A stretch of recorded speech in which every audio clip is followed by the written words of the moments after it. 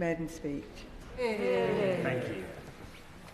Madam Deputy Speaker, I'm grateful to you for allowing me the opportunity to intervene in this important debate and in so doing to give my maiden speech.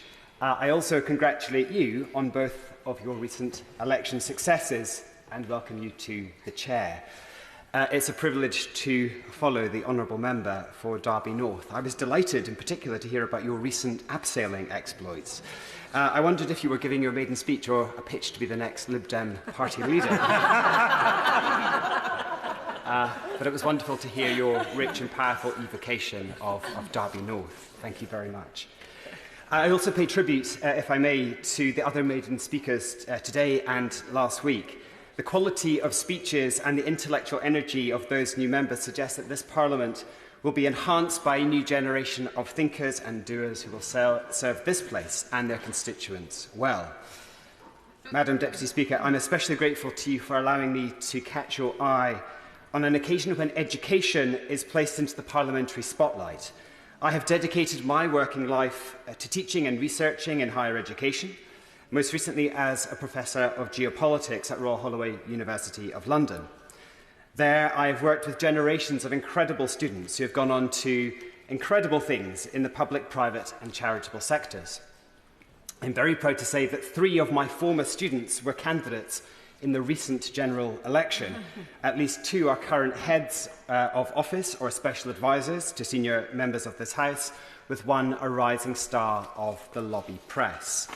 I take no credit for what they do, what they have achieved. They've achieved themselves, but I hope they will forgive me if I feel some sense of pride in what they do and the contributions they make, even if those contributions are all too often disproportionately favoured towards the Conservative Party. Surrey Heath is blessed with an extraordinary state and independent school system within and local to our constituency, and I would like to take this opportunity to pay tribute to the work that teachers and senior leaderships do in supporting generations of young people, providing them with knowledge and the critical and practical skills that are vital preparations for further learning and successful careers. As was reinforced in the recent general election campaign, Surrey Heath State Schools achieve all of this while edging ever closer to financial crisis. I welcome and will support any initiative put before this House that raise educational standards and drive opportunity. Education, after all, is the engine of social mobility and our country's future economic prosperity. And I sincerely hope that with this change of government, the hostility that has been directed towards the UK's genuinely world-leading universities will come to an end. This new government now have an opportunity to walk the sector back from the brink of financial crisis, indeed catastrophe, as I saw in the newspapers this week, and to recognise again the intrinsic value of higher education and the role of our universities as powerful instruments of local economic growth and the foundation of our national success in research, innovation and skills. Madam Deputy Speaker, Surrey Heath is a wonderful place to live. We are blessed with striking and historic landscapes. As the name of the constituency suggests, we're defined by ancient lowland heaths, lasting remnants of prehistoric woodland, cleared over the centuries and kept clear by grazing, burning and cutting. Although not strictly natural, these heaths are the preserve of unique ecosystems and biodiversity. Chobham Common is today one of the finest remaining examples of lowland heath left anywhere in the world, and wildfires are common, increasingly so as we're gripped by the climate crisis. And we are grateful to the brave men and women of Surrey Fire and Rescue who battle the toughest of conditions to keep residents and their property safe. They deserve our fullest support, especially now as they go into battle again, facing another round of cuts to this vital to life service. Surrey Heath is a borough and a constituency with a long and proud military tradition, from the development of Chobham Armour in the 1960s to the present-day home of ATC Pirbright, a place that any new recruit to the British Army will come to know all too well. Surrey Heath is also home to Gordon School, founded in 1885. It's both an award-winning state boarding school and the national monument to General Gordon of Khartoum. The Royal Military Academy in Sandhurst, the place where British Army officers are trained, straddles the boundaries of Surrey Heath and nearby Bracknell Forest. Although most of the RMA's buildings are technically in Berkshire, I'm going to claim them a little bit for Surrey Heath today, there can be no doubt of the connection that exists between Sandhurst and Surrey Heath's main market town of Camberley. Camberley is a product of the Royal Military College, which was formed in Sandhurst in 1812. In the years that followed, settlements formed at the margins of the college, including the planned community of Cambridge Town, named after the Duke of Cambridge, the head of the British Army at the time. As the town grew, so did confusion between Cambridge Town and Cambridge, its much less well-known and less distinguished namesake somewhere in the Midlands, with apologies to honourable members representing Cambridge. This was a problem especially felt by users of the postal service, whose letters would frequently find themselves long delayed and hundreds of miles from their intended destinations. 150 years has gone by and little has changed. The Royal Mail requested a name change, and it was the newer upstart Cambridge Town that obliged and relented, changing its identity in 1877 to Camberley, a portmanteau referencing the River Cam that still runs underneath the town, Amber in reference to the nearby Amber Hill, and Lee, the Anglo-Saxon for a forest clearing, and commonly used in suffixes of nearby place names such as Frimley and Bisley, also in Surrey Heath. Now, Surrey Heath has a rich musical and artistic tradition. Camberley was the childhood home of Sir Arthur Sullivan, Bros, and is today home to rich musical tradition, and is today home to musician, astrophysicist, and animal welfare activist Dr. Brian May. Daphne du Maurier wrote Jamaica Inn while living in Frimley, and we're hopeful that a blue plaque may soon mark that spot in Surrey Heath's contribution to British literary history. We are home to extraordinary local, national and international businesses, too numerous to mention, as well as a vibrant charitable and voluntary sector, and a community of multiple faith traditions, ethnicities and nationalities, including a large and historic Gurkha community. During the pandemic, residents self-organised into remarkable community-wide response to COVID-19.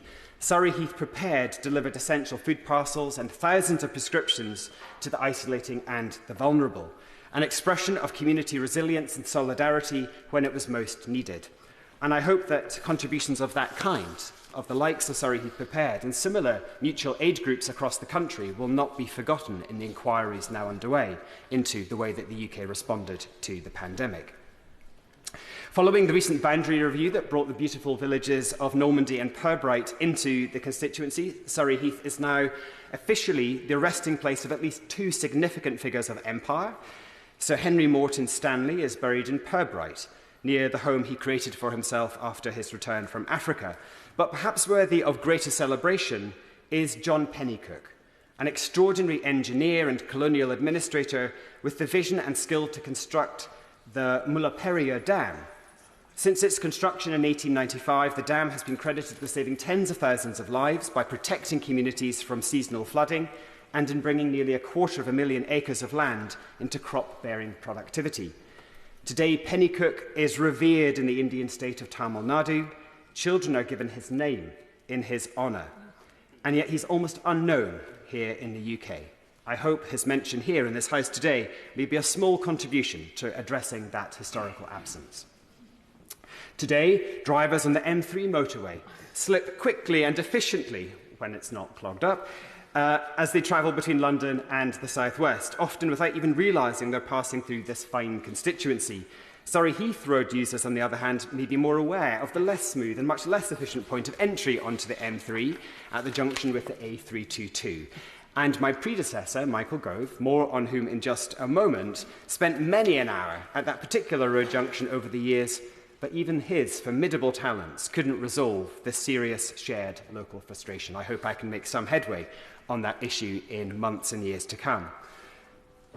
In Restoration England of the 1600s, hold-ups on the highways of what's now Surrey Heath were of a rather different kind. The Great West Road, less prosaically today known as the A30, was the main connecting route between London and the great port cities of the south coast, and was a lucrative prospect for highwaymen and opportunistic cut-pursers, especially on the long, isolated stretches around Bagshot Heath. William Davis, the so-called Golden Farmer, and Claude Duval were two of the most notorious and noteworthy of the 17th century land pirates. Duval is recalled as a gentleman of the road. Gracious to the point of obsequiousness, he would relieve you of your jewels while dancing with your wife and complimenting you on the finery of your apparel. An abhorrer of physical violence, the history books recall him as a master of politeness, smiling pleasantly to your face while metaphorically sticking the knife in. Now, the sharp-eared amongst you may recognise at passing, one might even say limited and specific similarity between Duval and other more recent gentlemen of Surrey Heath roads. I refer, of course, to the former member for Surrey Heath, my predecessor, Michael Gove, who served the constituency and this House with considerable distinction and flair for just shy of 20 years. Both men possessed of a singular vision, noted for their grace and observance of the highest courtesies and manners. Unlike Duval, there's no evidence to suggest that Michael's outings to the A322 involved any public displays of dancing. Those, as far as we can tell, he saved for the nightclubs of Old Aberdeen.